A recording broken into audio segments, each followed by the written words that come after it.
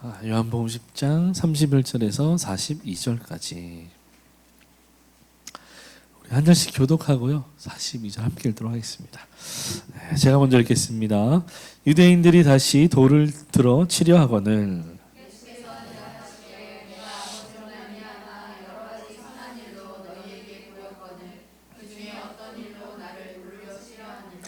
유대인들이 대답하되 선한 일로 말미암아 우리가 너를 돌로 치려는 것이 아니라 신성모독으로 인함이니 내가 사람이 되어 자칭 하나님이라 함이로라.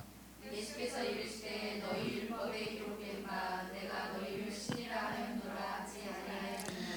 성경은 패하지 못하나니 하나님의 말씀을 받은 사람들을 신이라 하셨거든. 하늘며 아버지께서 거룩하게 하사 세상에 보내신 자가 나는 하나님의 아들이라 하는 것으로 너희가 어찌 신성모독이라 하느냐. 만일 내가 내 아버지의 일을 행하지 아니하거든 나를 믿지 말려니와. 내가 행하거든 나를 믿지 아니할지라도 그 일은 믿으라. 그러면 너희가 아버지께서 내 안에 계시고 내가 아버지 안에 있음을 깨달아 알리라 하니. 그들이 다시 예수를 잡고자 하였으나 그 손에서 벗어나 나가시니라. 다시 요단강 저편 요한이 처음으로 세례를 불던 곳에 가사 거기 거하시니. 많은 사람이 왔다가 말하되 요한은 아무 표적도 행하지 아니하였으나 요한이 이 사람을 가리켜 말하는 것은 다 참이라 하더라. 그리하여 거기서 많은 사람이 예수를 믿으니라. 아멘. 우리 말씀에서 한 번 더 기도하겠습니다. 살아계신 아버지 하나님 감사합니다. 하나님 오늘 우리를 부르시고 또 주님 말씀 앞에 서게 하시니 감사합니다. 주의 말씀 들을 때 우리의 마음과 귀를 열어주셔서 주의 말씀 듣고 예와 아멘으로 화답하며 그 말씀 붙들고 또 한 주간 믿음으로 잘 살아낼 수 있도록 주님 인도하여 주시옵소서. 전한 자나 듣는 자나 온전히 주님 손에 붙들리기를 소원하고 살아계신 예수님의 이름으로 기도하옵나이다. 아멘.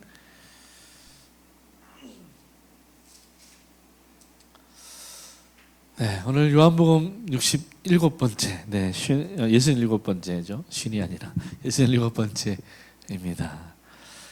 오늘 내가 한 일로 나를 판단하라 라는 제목으로 함께 좀 말씀을 나누기를 원합니다. 여러분, 우리가 지난주에 신앙은 행함 이전에 관계가 먼저입니다 라는 제목으로 말씀을 나눴는데요. 신앙은 행함 이전에 관계가 먼저다. 사실 이것은 이제 순서를 말하는 거예요. 절차를 말하는 것이죠. 하나님 안에 있을 때 하나님의 자녀답게 살아갈 수 있다. 우리가 하나님의 자녀이기 때문에 자녀된 삶을 살아갈 수 있다는 것입니다. 그래서 어떤 일을 하기 때문에 그 사람이 됐다는 것이 됐다고 말하는 것이 아니라 하나님의 자녀이기 때문에 자녀답게 살아갈 수 있다라고 말하는 것입니다. 예수 그리스도께서 우리의 선한 목자이시고 우리가 그분의 양이기 때문에 우리가 하나님의 말씀을 듣고 순종할 수 있는 존재가 되었다고 성경은 우리에게 말하고 있는 것입니다. 여러분, 이게 왜 우리에게 중요한 진리가 되냐면 성경의 가르침에 의하면 어떤 사람도 하나님의 말씀에 자발적으로 순종할 수 있는 사람은 없다라고 말하기 때문입니다. 로마서 말씀 함께 보겠습니다. 같이 읽습니다. 시작.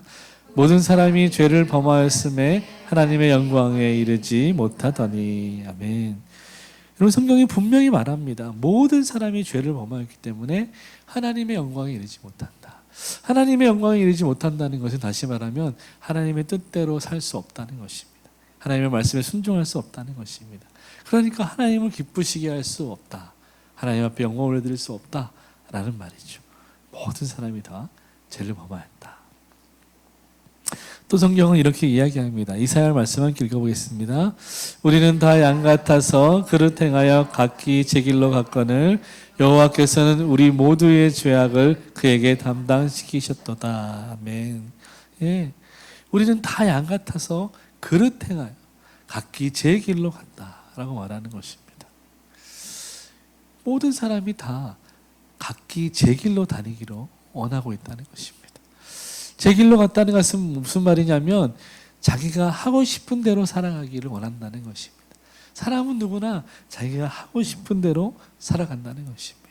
그러니까 누군가에게 구속받거나 누군가의 명령을 듣거나 이렇게 하는 것을 사람은 체질적으로 본능적으로 싫어한다는 것입니다. 왜 그러냐면 우리 안에 있는 죄성이 때문에. 그 타락한 본성이 하나님의 말씀에 순종하며 살아가야됨에도 불구하고 그렇게 하고 싶지 않아 하는 본성을 가지고 있다. 하나님을 대적하고 하나님을 떠나고 하나님을 멀어져서 자기 마음대로 살고 싶은 그 악한 본성이 모든 사람 안에 있다는 것입니다. 그러니까 자발적으로 자의로 하나님의 말씀에 순종할 수가 없는 것입니다. 사람이 하나님의 말씀에 순종할 때는 어떨 때일까요? 자기에게 유익이 될 때 순종합니다. 근데 예를 들어서 아브라함에게 하나님 말씀하시죠. 네 아들 독자를 내게 번제로 바쳐라. 여러분이라면 어떻게 하겠습니까? 싫은데요? 라고 하겠죠. 정말 하나님 맞으세요? 라고 하겠죠. 요나처럼 싫은데요? 라고 하죠. 그게 사람의 본성이라는 것입니다. 하나님을 떠난 사람의 본성이에요. 그러나 하나님의 마음을 가진 하나님 안에 하나님과의 관계를 맺기 시작한 사람은 어떻게 합니까? 아브라함은 그럼에도 불구하고 자기의 본성을 꺾고 하나님의 말씀에 순종하기로 결정하죠. 그리고 아들을 데리고 모리아 산으로 가는 것을 보게 됩니다. 여러분, 예수님의 가르침은 이것입니다. 우리가 다 제 길로 갔어요. 사람은 자기 하고 싶은 대로 살아요. 그래서 하나님의 말씀에 순종하는 것은, 자유로 순종하는 것은 불가능하다는 것입니다. 불가능한 일이에요. 우리가 우리 스스로 하나님의 말씀에 순종한다, 우리가 그것으로 하나님의 자녀인 것을 증명한다, 하나님의 은혜가 없이는 불가능하다는 것입니다. 하나님과의 관계가 없이는 불가능하다는 거예요. 그리고 이것은 결국 믿음의 문제라고 말하는 것입니다. 이것이 우리가 지난주에 나눴던 말씀의 이야기입니다.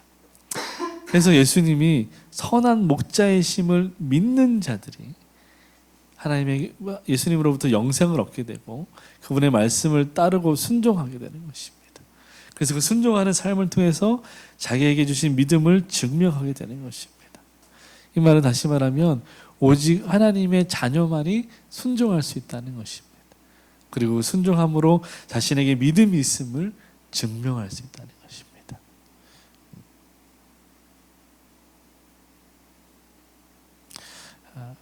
오늘 그 말씀을 이어서 이제 유대인들에 향해서 예수님이 어떤 말씀하셨는지, 그들이 어떤 반응을 했는지 오늘 말씀 통해 좀 살펴보길 원하는 것입니다. 31절 함께 읽습니다. 시작. 유대인들이 다시 돌을 들어 치려 하거늘. 여러분, 유대인들은 여전히 예수님이 진정으로 하시는 말씀에 귀를 기울이지 않았어요. 예수님이 막 정말 상세하게, 아주 자세하게, 친절하게 그들에게 말씀을 설명하고 있음에도 불구하고, 당신이 누구인지 설명하고 있음에도 불구하고 그들은 들으려 하지 않았습니다. 예수님이 하신 일에, 예수님이 하신 말씀에 관심이 없었습니다. 그리고 딱 하나 예수님이 하신 말씀 가운데 한마디를 꼬투리 잡아서 분노하고 화를 내고 돌을 들어 예수님을 치료하고 있습니다. 유대인들이 지금 돌을 들어서 치료하고 있어요. 예수님을 돌로 치료하고 있다는 것입니다. 여러분, 유대인들에게 있어서 돌을 들어서 어떤 사람을 돌로 쳐 죽인다는 것은 어떤 의미가 있냐면 이렇게 아주 큰 심판을 의미하는 것입니다. 예를 들어서 가나안을 정복할 시기에 여호수아와 그의 군대가 가나안을 막 정복해 들어갔잖아요. 근데 하나님 뭐라고 말씀하시냐면 너희가 이 땅에 있는 것은 하나도 취하지 말고 다 진멸하라, 이렇게 말씀하세요. 근데 들어갔던 사람들 중에 아간이라는 사람이 하나님의 말씀에 불순종해요. 그래서 자기가 보기에 좋아 보이는 것들을 이렇게 꼽을 쳐가지고 자기 집에 이렇게 파묻어 놔요. 자기 텐트에 파묻어 놓습니다. 이 일 때문에 이스라엘 백성들은 아이성이라는 그 성을 함락하러 갔다가 아주 대패를 하고 돌아옵니다. 하나님, 우리가 왜 패배했습니까? 라고 물을 때 하나님이 아간의 범죄 때문이다 라고 말씀하셨어요. 아간이라고 말씀하지 않으셨죠. 너희의 범죄 때문이다 라고 말씀하셨죠. 그래서 추적했더니 결국 아간의 범죄가 드러났습니다. 그때 이 이스라엘이 어떤 심판을 하냐면 아간과 그의 모든 가족을 다 광장에 데리고 와서 돌을 들어서 죽였습니다. 그래서 아간과 그의 모든 가족이 돌에 맞아 죽었어요. 그래서 이 이스라엘 유대인들에게 돌로 치는 심판은요, 공동체에 아주 심각한 위협을 주는 행위에 대한 심판입니다. 공동체를 무너뜨리거나 공동체에 아주 심각한 해악을 끼칠 때 그 행위에 대한 심판으로 돌로 치는 것입니다. 근데 이런 아주 심각한 일을 판결하는 이 심판을 지금 누구에게 적용하고 있다는 것입니까? 예수님에게 적용하고 있다는 거예요. 그러니까 지금 유대인들에게 성전에서 말씀을 전하시는 예수님은 어떤 사람이라는 겁니까? 아주 심각한 공동체를 무너뜨리는 위협이 있는 그런 사람이라는 거예요. 쉽게 말하면 예수님을 지금 유대인들의 입장에서는 테러리스트였다는 것입니다. 반드시 죽여야만 하는 사람이었다는 것입니다. 그런 사람으로 규정한 것입니다.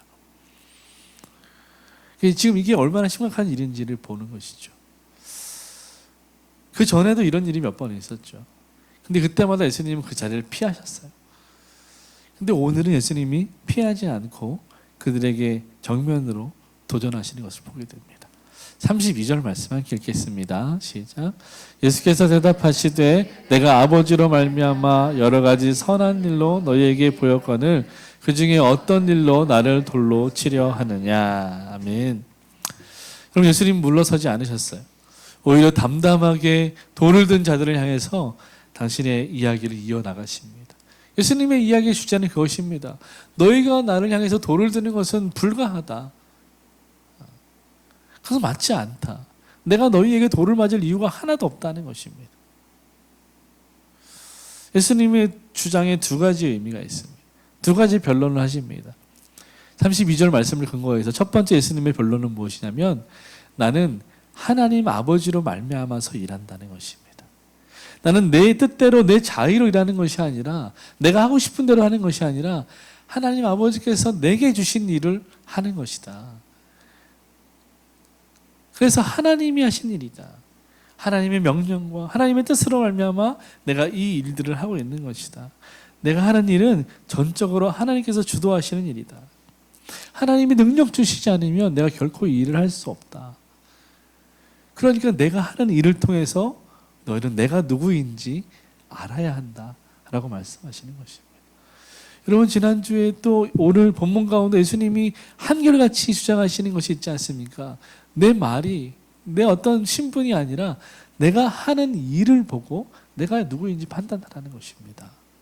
근데 그 일이 하나님으로부터 온 일이라고 예수님 말씀하고 있는 것입니다. 너희는 어째서 하나님으로부터 온 일을 하고 있는 나를 향해서 대적하고 돌을 드느냐? 이것은 불가하다라고 예수님 말씀하고 있는 것입니다. 예수님께서 행하신 모든 일은 다, 그가 하시는 모든 말씀은 다 하나님의 뜻에 합당한 일이다. 하나님께서 하시는 일이다 라고 말씀하시는 거예요. 예수님의 두 번째 변론이 이것입니다. 내가 행한 모든 일은 다 선한 일이다. 내가 행한 일은 모두 선한 일이다 라는 것입니다. 그럼 예수님은 당신이 하신 일이 선하다라고 말씀하셨어요. 지금 예수님이 어떤, 우리가 그 요한복음 전체에 지난주에 나왔던 것처럼 에고에이미라는 것 주제를 생각하시면서 우리가 지금 예수님이 내가 누구다라고 말씀하신 그 아래에서 지금 이야기를 나누고 있습니까? 나는 선한 목자다라는 주제 아래서 이 말씀이 진행되고 있는 것입니다. 예수님은 자기 자신을 일컬어서 선한 목자라고 말씀하셨어요. 이때 선하다라고 하신 말씀과 지금 내가 선한 일을 했다라고 하실 때 선하다는 말과 동일한 단어입니다. 당신은 선한 목자예요.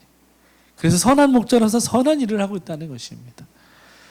선한 목자로서 선한 일을 하고 있는 나를 너희가 어찌해서 핍박하느냐라고 예수님 말씀하고 있는 것입니다.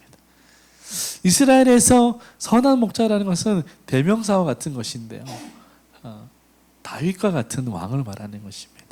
이스라엘을 위기에서 구할 완벽한 완전한 왕을 일컬을 때 대명사처럼 말하는 것이 선한 목자입니다. 메시아를 의미하는 것이죠. 예수님이 바로 당신이 선한 목자라고 그래서 이야기하신 것입니다. 그러니까 유대인들은 이 말도 화나고 이 말도 화나고 다 화가 나는 것입니다. 여러분 여기에 우리가 좀 주목해야 되는 것은요. 예수님이 선하다라고 하신 단어. 이 선하다는 말, 이 단어는 성경의 다른 부분은 잘 사용하지 않으십니다. 특별히 예수님 당신을 향해서 사용하실 때 이 본문에서 집중적으로 사용하십니다. 여기에 선하다라는 말은요. 창세기에서 하나님이 천지를 지으시고 지으신 그 모든 것을 보시고 심히 좋았다라고 말씀하셨잖아요. 그 좋았더라라고 하신 말씀과 같은 단어입니다. 물론 예수님 그 창세기에 나온 단어는 히브리 말입니다. 유대인의 말입니다. 히브리어로 토브라는 말입니다. 이 말은 선하다, 아름답다, 완벽하다라는 말입니다. 근데 이 말 그대로 가져와서 예수님이 선하다라는 말을 사용하신 것입니다. 같은 의미를 가지고 있는 거예요. 그러니까 예수님이 선한 목자다, 내가 한 일은 선한 일이다라고 하실 때 어떤 의미가 있다는 것입니까? 예수님이 하신 모든 일들은 선한 일이고 아름다운 일이고 완벽한 일이고 그것은 근본적으로 하나님이 보시기에 좋은 일이라는 거야. 하나님 기뻐하시는 일이라는 거야. 예수님 지금 지적하시는 것입니다. 야, 내가 한 일을 하나님은 기뻐하시는데 너네는 왜 화를 내냐? 이게 맞냐? 예수님 그렇게 얘기하시는 거예요. 하나님도 기뻐하시는 일을 하나님의 백성이라고 말하는 너희가 왜 싫어하고 미워하느냐? 라고 예수님 말씀하시는 거예요. 너희가 정말 하나님의 자녀라면 너희가 지금 하고 있는 일은 굉장히 잘못된 일이다. 라고 지금 예수님께서 꼬집어 이야기하고 계신 것입니다. 여러분 이것을 조금 더 적극적으로 해석해 보면요. 요한복음은 창조를 성취하신 분을 이야기할 때 로고스라는 단어를 사용합니다.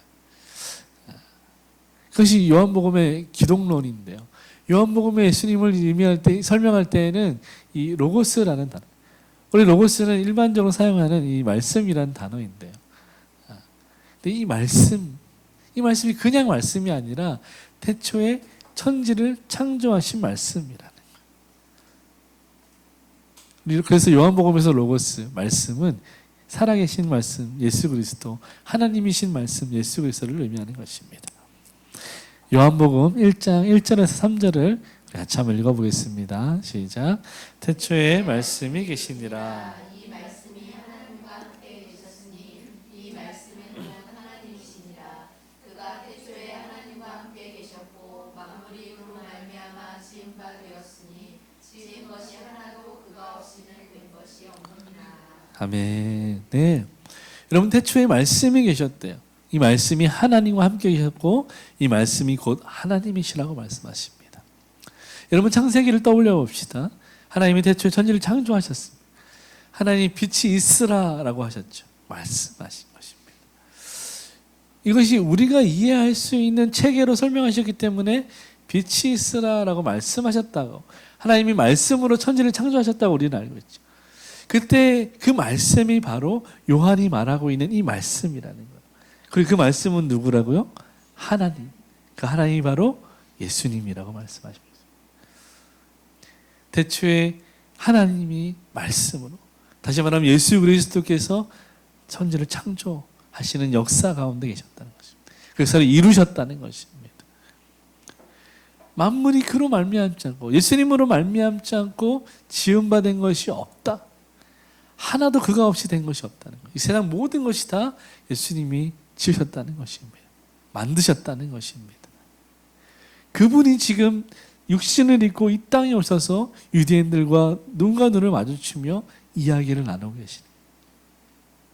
나는 선한 목자다. 내가 너희를 위해서 왔다. 내가 선한 일을 하고 있다. 이 일을 보고 나를 판단해라 라고 말씀하신 것입니다.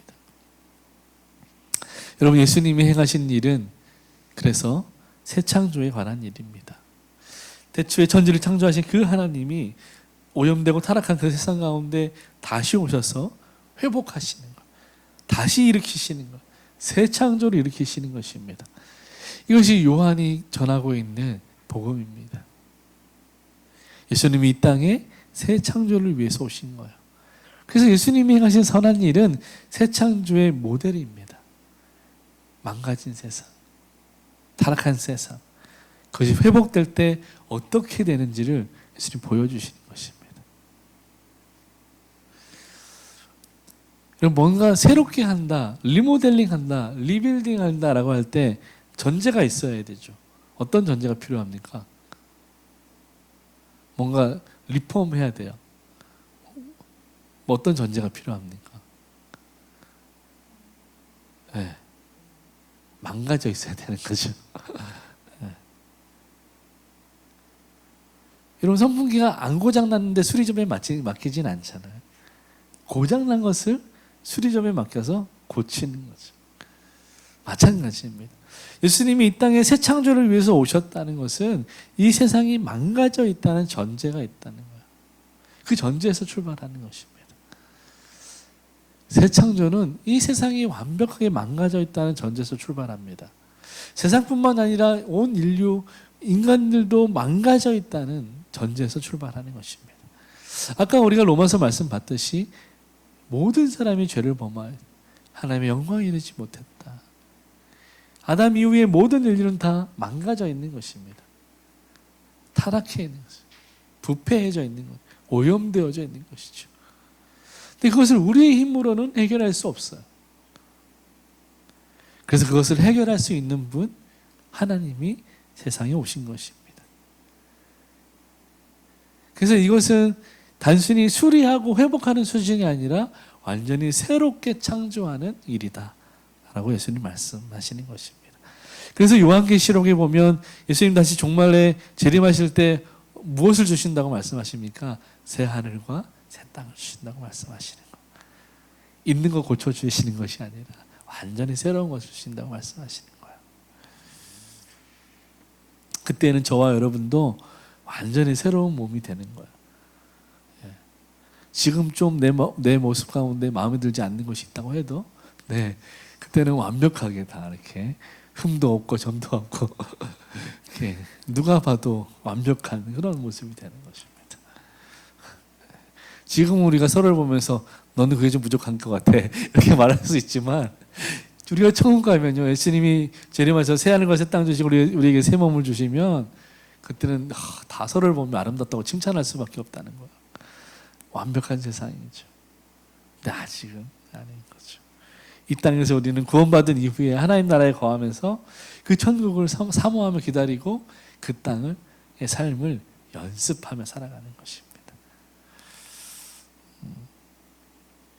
우리는 망가져 있다는 것이 전제되어야 돼요.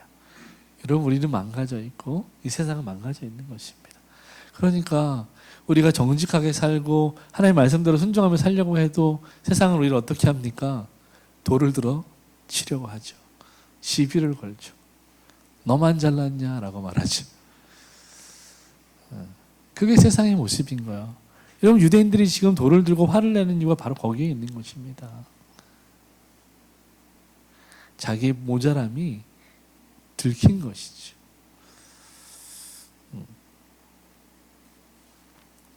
여러분, 우리가 사는 세상을 보십시오. 겉으로는 정의를 말하고 공의를 부르짖지만 사실은 다 자기를 위해 살아가고 있지 않습니까? 기득권 세력들, 자기들만의 이 카리트를 형성하고 왜곡된 책에 기생하고 살아가고 있죠. 우리 시편 말씀 함께 보겠습니다. 시작. 여호와께서 하늘에서 인생을 굽어 살피사 지각이 있어 하나님을 찾는 자가 있는가 보려 하신즉 다 치우쳐 함께 더러운 자가 되고 선을 행하는 자가 없으니 하나도 없도다. 아멘. 이런 말씀 볼 때 빨리 넘어가죠. 이렇게 부정하고 싶죠. 하나님 보신 거예요. 나를 찾는 자가 있는가 살펴보시는 거예요. 근데 선을 행하는 자가 하나도 없다. 하나도 없다는 거예요. 다 치우쳐 있다는 거예요. 여러분, 요즘 뉴스들을 많이 보시죠. 정치인들 보십시오. 난리가 나는 거죠. 서로 헐뜯고 흠을 잡고, 판사들은 경제적을 걱정한다는 핑계로 재벌들을 비호하죠. 법을 수호해야 될 자들이 부자들을 비호합니다. 또 안보를 걱정한다면서 군사비리를 눈감아 줍니다. 정치인들은 부자들의 세금을 감면해 줍니다. 여러분, 이런 세상, 정말 망가진 세상의 전형을 보여주고 있는 거죠. 그런 세상을 개혁하자고 외치면 어떻게 됩니까? 돌을 들어서 던지려고 하는 것이죠.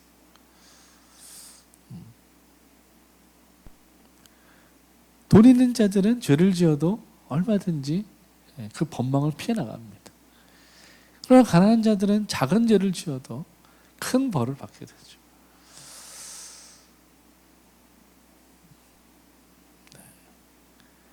유명한 말이 있지 않습니까? 유전무죄, 부전유죄.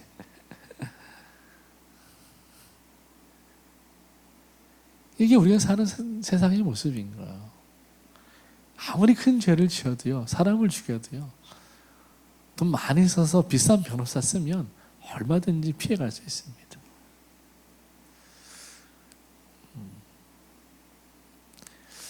그게 참 어렵죠. 여러분, 우리가 사는 세상은 선을 행하는 자가 없고 모두가 치우쳐 있다. 우리 자신들만 봐도 그렇죠. 믿음 안에 있다고 예수님 하나님의 자녀라고 말하면서도 우리도 역시 선을 행하기보다 나를 위해 살아가는 그런 삶이 더 많은 것을 보게 됩니다. 아까 잠깐 얘기했지만 우리가 하나님께 순종할 때는 언제라고요? 내게 유익이 있을 때. 하나님 우리를 푸른 초장과 실만한 물거리로 인도하시면 우리는 얼른 따라가죠. 아멘. 하나님 살아계십니다. 이렇게 하죠. 그러나 하나님 우리를 광야로 끌고 가실 때 어떻게 합니까? 안 가려고 버티고 하나님 아니죠? 라고 물어보죠. 그게 우리의 모습이지 않습니까? 광야에서 이스라엘 백성들 생각해 보세요. 배고파 죽겠다고 막 그래서 하나님 만나를 주잖아요. 어떻게 사람이 이것만 먹고 사냐? 고기도 달라고 그래서 메추라기를 지를 때까지 주셨어요. 그랬더니 또 뭐라고 합니까? 우리가 애굽에 있을 때는 마늘도 먹고 부추도 먹었는데 우리가 이따위 것을 먹고 살아야 한다니 이런 게 불평해요. 늘 불평불만인 거야. 뭘 줘도 불평불만인 거야. 참 우리의 모습과 같다라는 생각이 들었습니다. 사랑하는 여러분, 그런 세상에 예수님이 오신 거예요.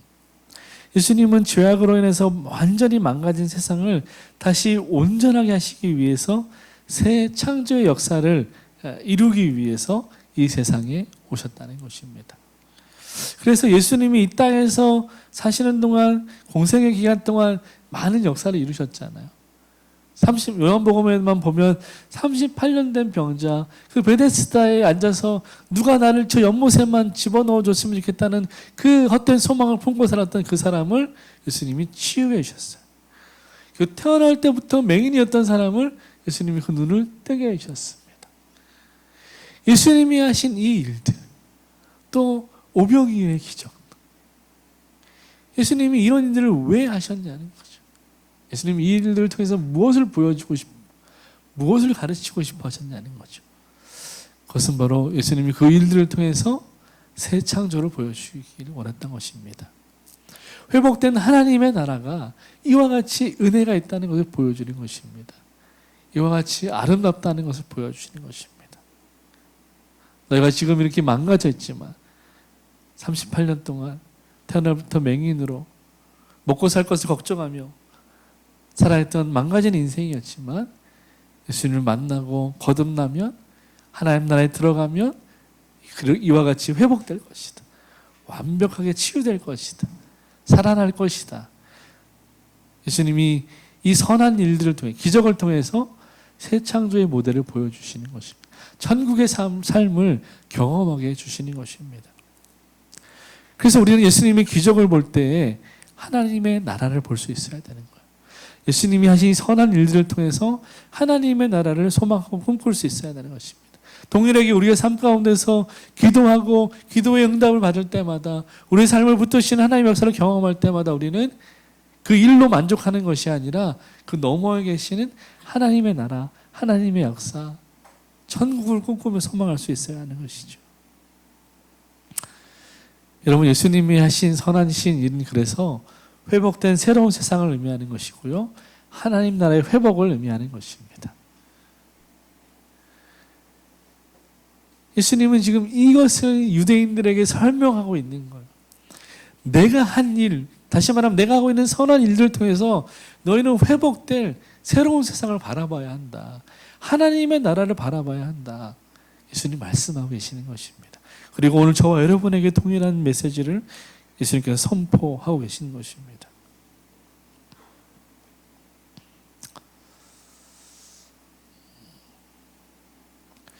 근데 여러분, 유대인들은 어땠습니까? 예수님의 이 말씀을 알아들었을까요? 못 알아들었을까요? 못 알아들었습니다. 참 한결같죠. 예수님이 기적을 통해서 보여주셨어요. 근데 그들은 믿지 않았습니다.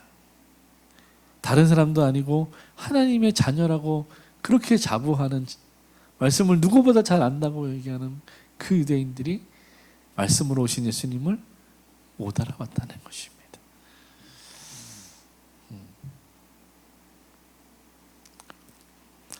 여러분, 창조주를 향한 유대인들의 이 성난 비판, 그 비판에 예수님 계속해서 말씀을 이어나가십니다. 우리 33절. 네. 제가 오늘 제목을 잘못 좀 준비했네요. 네, 33절 성경 보고 한번 읽어주시겠습니까? 유대인들이 대답하되 선한 일로 말미암아 우리가 너를 돌로 치려는 것이 아니라 신성 모독으로 인함이니 네가 사람이 되어 자칭 하나님이라 함이니라. 아멘. 네.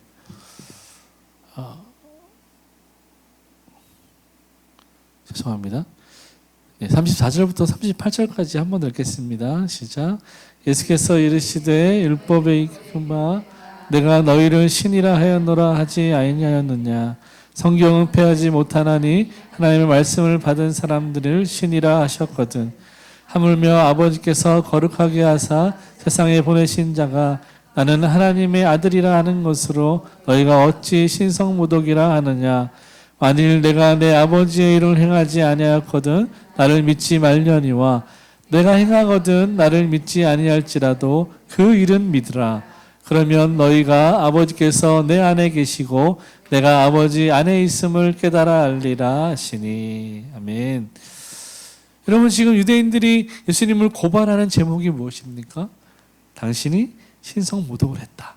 자칭 하나님이라고 하는 것이 잘못됐다라고 지금 고발하고 있는 것입니다. 여러분, 지금 우리가 지난주에 이야기했듯이 예수님과 유대인들이 지금 대립하고 있는 이 시점이 언제입니까? 시기적으로 수전절이라는 거예요. 그리고 성전입니다. 예루살렘 성전입니다.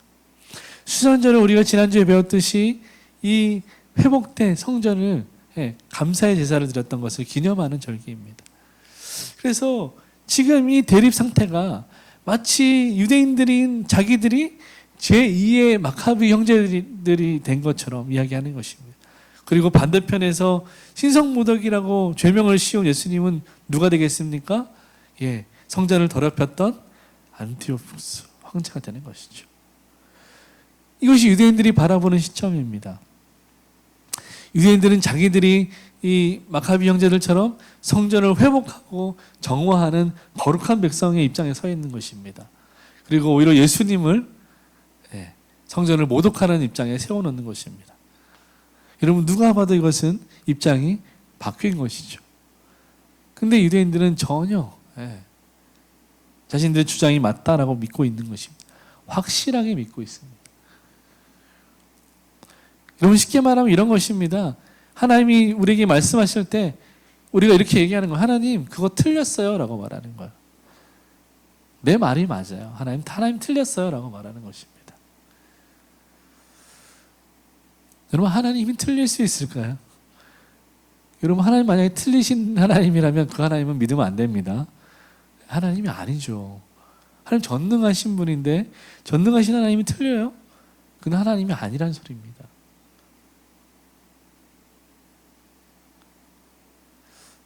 우리는 틀릴 수 있어요. 우리는 틀리는 게 맞습니다. 왜냐하면 우리는 전능하지 않거든요. 근데 유대인들은 지금 반대로 생각하고 있는 거예요. 그리고 예수님께 거짓 프레임을 씌우는 것입니다. 당신은 신성모독한 자다. 당신은 자칭 하나님이라고 말했다. 그러니까 당신이 사형당하는 것이 맞다라고 유대인들이 말하는 것입니다. 이런 거죠. 하나님이 자신을 하나님이라고 소개했다가 본면당한 썰 이런 거죠. 네. 하나님이 당신을 하나님이라고 말했는데 당신이 왜 하나님이냐고 지금 대묻고 있는 것입니다.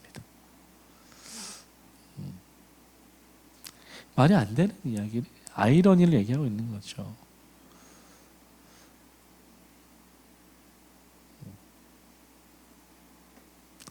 여러분, 예수님은 성육신하신 하나님이시죠. 우리는 예수님이 하나님이라는 걸 알고 있어요. 근데 유대인들이 그 당시에 예수님을 눈앞에 보고도 하나님이라고 인정하지 않았습니다. 믿지 않았어요. 여러분, 예수님은 하나님이시죠. 그런데 그분이 스스로 자신을 낮추셔서 인간의 몸을 입고 이 땅에 오셨어요. 그러니까 이 사람들의 생각에는 하나님이 왜 사람의 모습으로 이 땅에 왔냐는 거예요. 그러니까 아니라는 것입니다.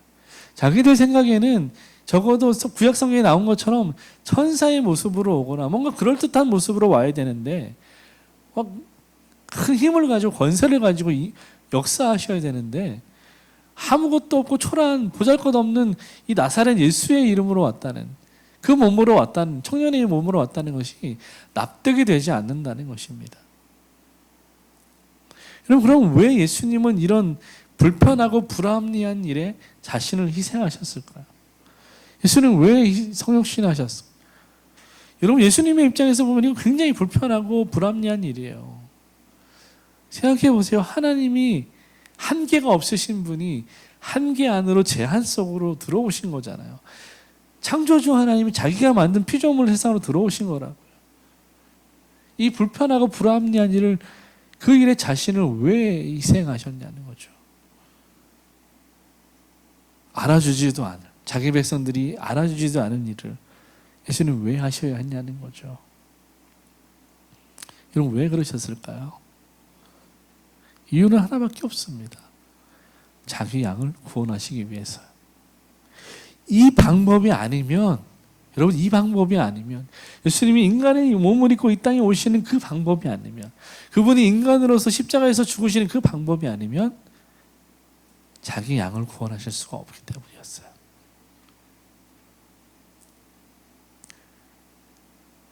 인류를 사망의 영향력에서 건져낼 수 없었다는 것입니다. 오직 이 방법이 아니면.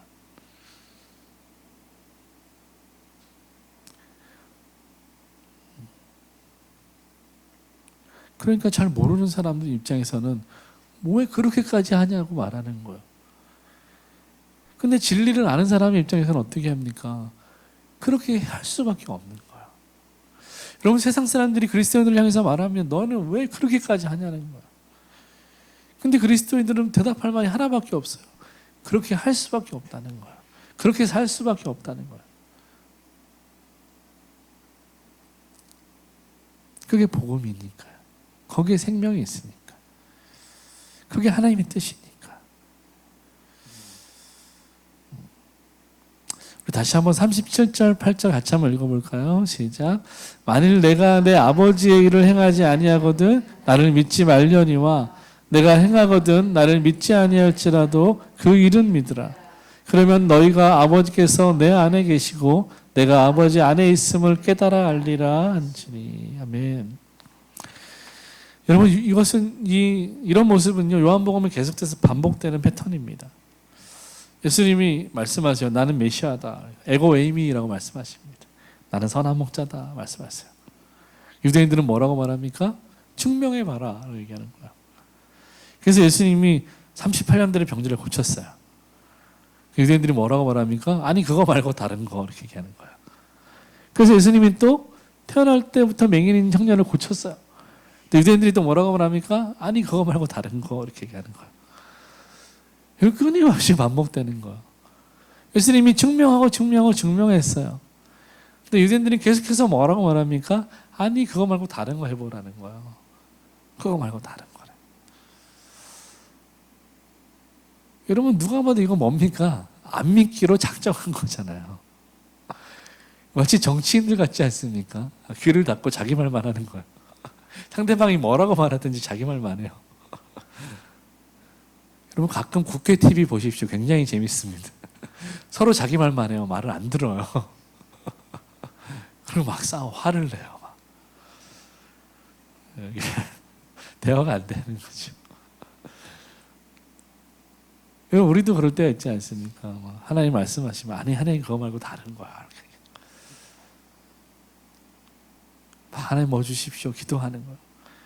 그래서 네 은혜가 족하다 이렇게 하나님 말씀하신 거예요. 하나님 그거 말고 다른 거 주세요 라고 말하는 거죠. 은혜 말고 돈 주세요 라고 말하는 거예요. 은혜 말고 집 주세요 라고 말하는 거죠. 그게 연약한 우리의 현주소인 것 같습니다. 유대인들이 그랬어요.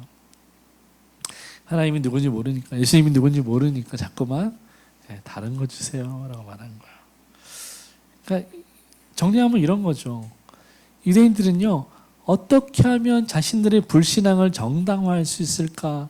여기에 골몰했던 거예요. 그러니까 예수님이 어떻게 말씀하셔도, 어떻게 증명하셔도 아니라고 부정하는 것입니다. 자꾸만 믿음의 근거를 찾으려고, 믿으려고 하는 것이 아니라 애초에 안 믿으려고 접근하는 것입니다. 그러니까 무슨 말을 해도 아니라고 말하는 거예요. 여러분 만약에 결혼했는데 이렇게 부부가 남편이 밖에 나갔다 들어왔어요. 근데 아내가 어디 갔다 왔냐고 물어보는 거죠. 아, 친구 만나고 왔어. 거짓말하지 마 이렇게 얘기하는 거예요. 그때 뭐라고 말해야 될까요?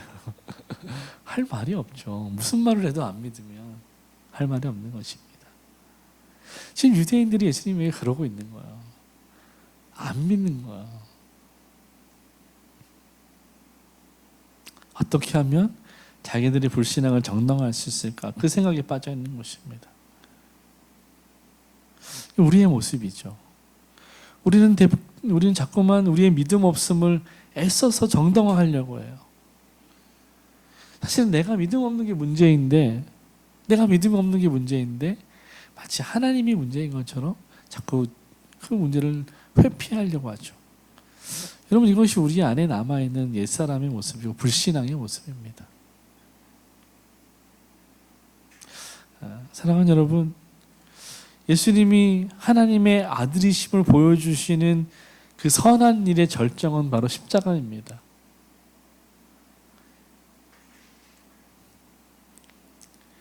이것이 예수님이 보여줄 수 있는 최고의 선한 일이었어요. 십자가 희생이었죠.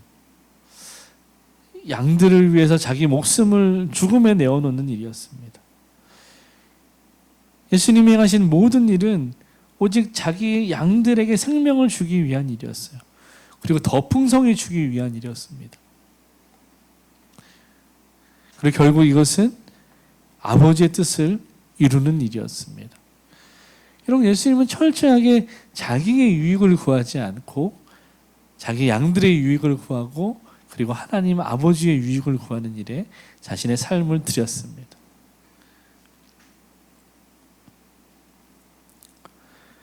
예수님은 그래서 자신이 하신 일, 그 선한 일, 그 삶으로 자기의 말씀을 증명하셨습니다. 그래서 예수님은 담대하게 오늘 유대인들을 향해서 외칠 수 있는 거예요. 너희가 내 말은 안 믿어도 좋다. 그런데 내가 한 그 일은 믿어라. 네가 그 일을 믿을 때 내가 아버지 안에 있고 아버지가 내 안에 있다는 것을 너희가 알게 될 것이다 라고 예수님 말씀하신 거예요. 내가 한 일로 나를 판단하라. 내 삶을 보고 너희가 나를 판단하라는 것입니다. 예수님은 오직 하나님을 증명하기 위해 사셨어요. 자기 삶을 보고 자신이 하나님의 일을 하고 있는지 판단하라고 말씀하신 만큼 예수님은 당당하셨던 것입니다. 여러분, 그러므로 우리는 성경을 통해서 예수님의 삶을 보면서 그분이 정말 하나님의 아들이신지 아니면 유대인들이 말하는 것처럼 하나님을 모독하는 미칭왕인지 알 수 있다는 것입니다. 부인할 수 없다는 거예요. 적어도 성경을 보면 알 수 있다는 거예요. 말씀을 결론 지으면서 어떻게 결론을 맺어야 할까 참 고민이 많이 되었습니다. 율법적인 적용을 하는 것이 참 아니다라는 생각이 들었어요. 그래서 어떻게 결론을 지어야 잘 지었다고 소문이 날까 고민을 하다가 이런 결론을 내리면 어떨까라는 생각이 들었습니다. 여러분, 우리가 정말 구원에 대한 갈망이 있다면 여러분, 유대인들처럼 믿지 않을 이유를 먼저 찾지 말고 정말 진지하게 예수님이 하신 일들을 성경 안에서 살펴보자는 것입니다. 이것은 뭔가 율법적으로 너희가 이렇게 살아야 된다라고 말하는 것이 아니에요. 정말 진지하게 복음이 무엇인지, 또 생명이 무엇인지, 구원이 무엇인지, 예수님이 하신 그 일들을 성경 안에서 살펴보면서 예수님이 누구신지 보자는 것입니다. 내가 누군지 보자는 거예요. 우리가 정말 진지하게 성경을 보자는 것입니다. 그래서 성경 안에서 오늘 예수님이 권면하신 것처럼 예수님이 하신 일들을 보고 그분을 판단하자는 것입니다. 그걸 결론 내자는 거예요. 그분을 믿고 따를지 아니면 따르지 않을지 결정하자는 것입니다.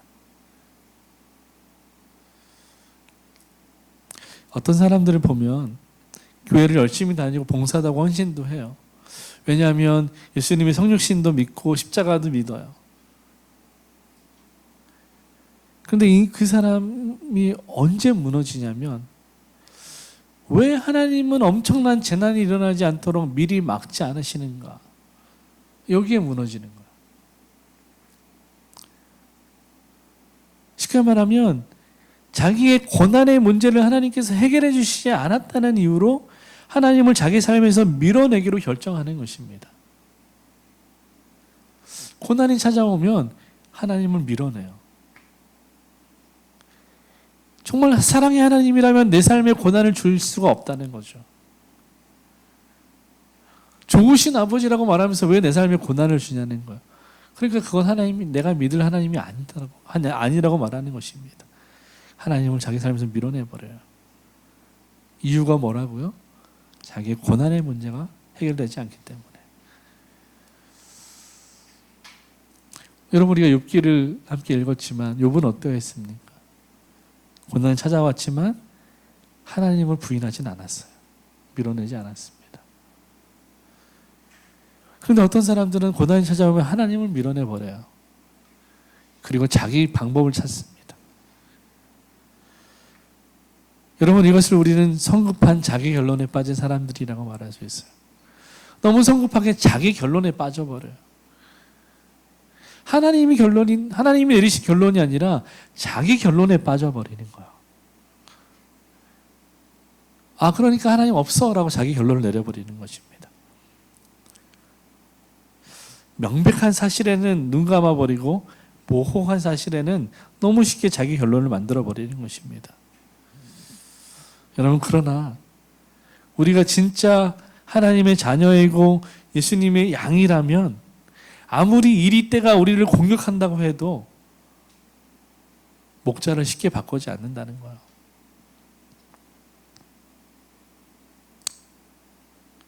진짜 양은 목자를 바꾸지 않습니다. 여러분, 무슨 말인지 아시겠어요? 진짜 양은 목자를 바꾸지 않아요. 여러분, 이 시대에는 너무 악해서 가족도 자기 마음대로 바꿔요. 자기 마음에 안 들면 가족도 바꿔버려요. 안타까운 일이죠. 그러나 여러분, 분명히 기억하십시오. 하나님은 결코 어떠한 경우에도 당신이 목숨을 걸고 구원한 당신의 양들을 바꾸지 않으신다는 거예요. 버리지 않으신다는 거예요. 그게 오늘 말씀에 주신 약속이에요. 혹 너희가 나를 바꾸려 할지라도 나는 너희를 바꾸지 않겠다는 거예요. 여러분, 진짜 양은 목자를 바꾸지 않습니다. 고난이 온다고 목자를 바꾸지 않아요. 여러분, 생각해 보세요. 여러분 자녀들이 여러분의 가족이 조금 힘든 일이 찾아온다고 여러분 가족 공동체를 떠나버리면 가족이라고 말할 수 없게 되는 거죠.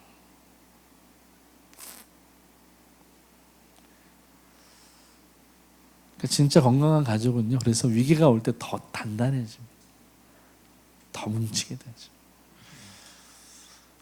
사랑하는 여러분, 이 자기 목숨을 걸고 지키신, 구원하신, 자기 양떼를 끝까지 지키시는 이 예수 그리스도의 은혜가 여러분 한 주를 살아가는 동안 충만하게 임하셨으면 좋겠어요. 이 은혜를 붙들고 살았으면 좋겠습니다. 혹 우리가 넘어지고 실수할지라도 하나님은 나를 놓지 않으신다는 것, 나를 포기하지 않으신다는 것, 그 믿음 가지고 선한 목자 되신 주님을 의지하며 믿음으로 살아갈 수 있기를 주님 여러분 축복합니다. 네, 기도하시겠습니다. 살아계신 아버지 하나님 감사합니다. 하나님, 주님 선한 목자이심을 감사하고 찬양합니다. 주님 진짜 양은 목자를 바꾸지 않는데 우리는 인생 가운데 위기가 찾아오고 고난이 찾아올 때 혹시라도 우리 목자 되신 주님을 바꾸려 하지 않았는지 돌아보게 됩니다. 주님, 인생의 고난이 오고 어려움이 올 때라도 우리가 우리 가운데 신실하게 역사하시는 선한 목자 되어 주셔서 주의 지팡이와 막대기로 우리를 안위하시는 그 주님을 따라갈 수 있도록 날마다 믿음을 허락하여 주시옵소서. 주님 흔들릴 때마다 우리를 붙잡아 주시고 성령의 충만함으로 인도하여 주시옵소서.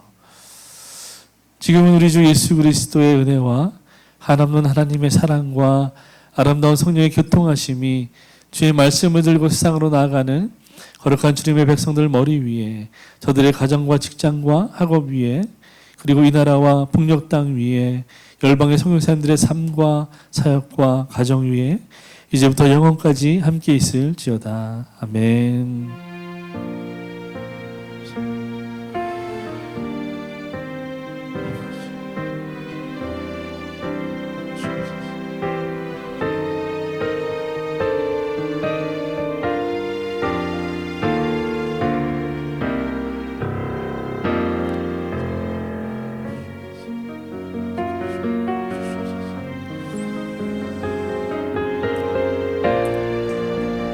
하나님께 감사의 박수